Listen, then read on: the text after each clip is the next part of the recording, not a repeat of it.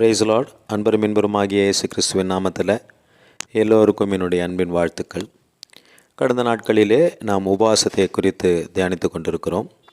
இன்றைக்கும் உபவாசத்தை குறித்து தியானிக்கும்படியாக நாம் தெரிந்து கொள்ளப்பட்ட வேத பகுதி யோவேல் புத்தகம் 2வது அதிகாரம் 12 மற்றும் 13வது வசனங்கள். இந்த வசனங்களை வாசிப்பதற்கு முன்பாக இந்த 2வது அதிகாரம் 1வது வசனத்திலிருந்து 11வது வசனம் வரைக்கும் கர்த்தருடைய நாளை குறித்து சொல்லுகிறதை பார்க்கிறோம். அதாவது ஆண்டவருடைய வருகையை குறித்து அந்த வசனங்கள், அதாவது 2வது அதிகாரம் 1லிருந்து 11வது வசனங்கள் வரைக்கும் அந்த 11வது வசனம் இப்படியாக முடிகிறதை பார்க்கிறோம். கர்த்தருடைய நாள் பெரிதும் மகா பயங்கரமாக இருக்கும், அதை சகிக்கிறவன் யார் என்று சொல்லி முடிகிறதை பார்க்கிறோம்.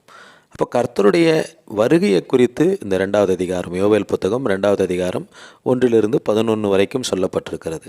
12வது வசனத்தில் இப்படியாக ஆரம்பிக்கிறதை பார்க்கிறோம். ஆதலால் நீங்கள் இப்பொழுதே உபவாசத்தோடும் அழுகையோடும் புலம்பலோடும் உங்கள் முழு இருதயத்தோடும் என்னிடத்தில் திரும்புங்கள் என்று கர்த்தர் சொல்லுகிறார். 13வது வசனம், நீங்கள் உங்கள் வஸ்திரங்களை அல்ல உங்கள் இருதயங்களை கிழித்து உங்கள் தேவனாகிய கர்த்தரிடத்தில் திரும்புங்கள். அவர் இரக்கமும் மன உருக்கமும் நீடிய சாந்தமும் மிகுந்த கிருபையும் உள்ளவர், அவர் தீங்குக்கு மனஸ்தாபப்படுகிறவருமாய் இருக்கிறார் என்று முடிக்கிறதை பார்க்கிறோம். ஆக கர்த்தருடைய நாள் நெருங்கி வருகிறதையும் சமீபத்திருக்கிறதையும் பார்க்கிற நாம் உபவாசம் இருக்க வேண்டியது அவசியமாக இருக்கிறது. எதற்காக என்று சொன்னால், நாம் மனம் திரும்பும்படியாக உபவாசம் இருக்க வேண்டும். ஆண்டவருடைய நாள் சமீபித்து வருகிறது, நாம் மனம் திரும்ப வேண்டும். ஆண்டவருடைய இங்கே பார்க்கிறோம், அவருடைய இரக்கம் மன உருக்கம் நீடிய சாந்தம் மிகுந்த கிருபை போன்றவைகள். ஆக நாம் உபவாசம் இருக்கிறோம் என்று சொன்னால் மனம் திரும்புதலுக்காக என்னிடத்தில் திரும்புங்கள் என்று கர்த்தர் சொல்லுகிறார் என்று 12வது வசனத்திலே பார்க்கிறோம். அவரிடத்தில் மனம் திரும்பும்படியாக நாம் உபவாசம் இருக்க வேண்டும். அதாவது ஆண்டவருடைய வருகை சமீபமாக இருக்கிறது. இந்த சமீபமாக இருக்கிற இந்த தருணத்திலே என்னை சரிப்படுத்த வேண்டிய காரியங்கள் எவ்வளவோ இருக்கிறது, நான் மனம் திரும்ப வேண்டிய காரியங்கள் எவ்வளவோ இருக்கிறது என்பதை உணர்ந்து அந்தந்த இடங்களிலே நாம் மனம் திரும்ப வேண்டும். அதுவும் எப்படி என்று சொன்னால், அழுகையோடு புலம்பலோடு, ஐயோ ஆண்டவரே நீர்தோ சமீபித்து வருகிறீரே, இன்னும் என்னுடைய குறைகள் என்னை விட்டு அகலவில்லையே, இந்த குறைகள் என்னை விட்டு அகல வேண்டும், இதிலே நான் மனம் திரும்ப வேண்டும் என்று சொல்லி நாம் அழுகையோடு புலம்பலோடு உபவாசம் இருக்க வேண்டும் என்று சொல்லி பார்க்கிறோம். அது மட்டுமல்ல, 13வது வசனம், உங்கள் வஸ்திரங்களை அல்ல உங்கள் இருதயங்களை கிழித்து என்று எழுதப்பட்டிருக்கிறதை பார்க்கிறோம்.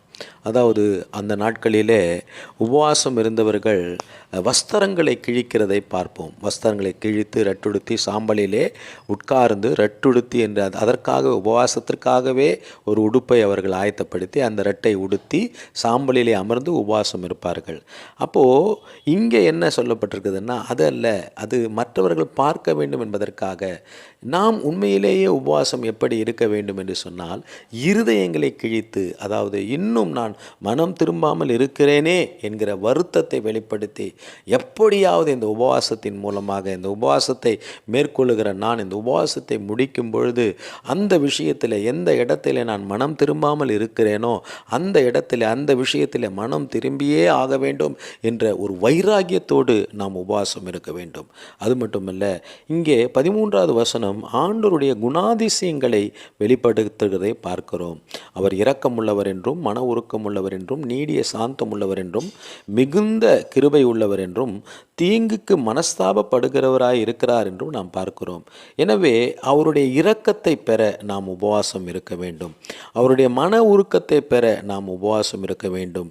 அவருடைய நீடிய சாந்தத்தை நாம் சுதந்தரிக்க, அந்த சாந்தத்தின் மூலமாக நாம் நன்மைகளை பெற்றுக்கொள்ள நாம் உபவாசம் இருக்க வேண்டும்.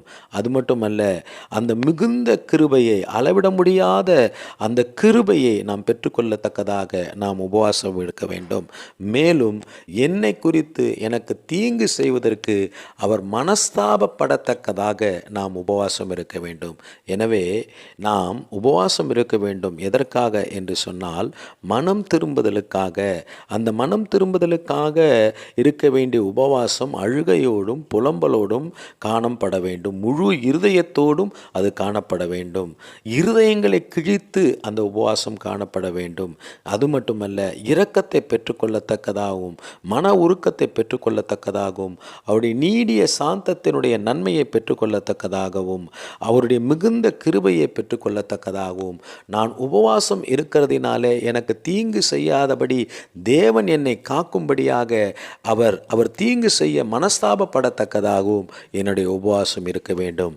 இப்படிப்பட்ட உபவாசத்தையே ஆண்டவர் விரும்புகிறார். அப்படிப்பட்ட உபவாசத்தை நாம் மேற்கொள்வோம். கர்த்தர் நம்மை ஆசீர்வதிப்பார். God bless you.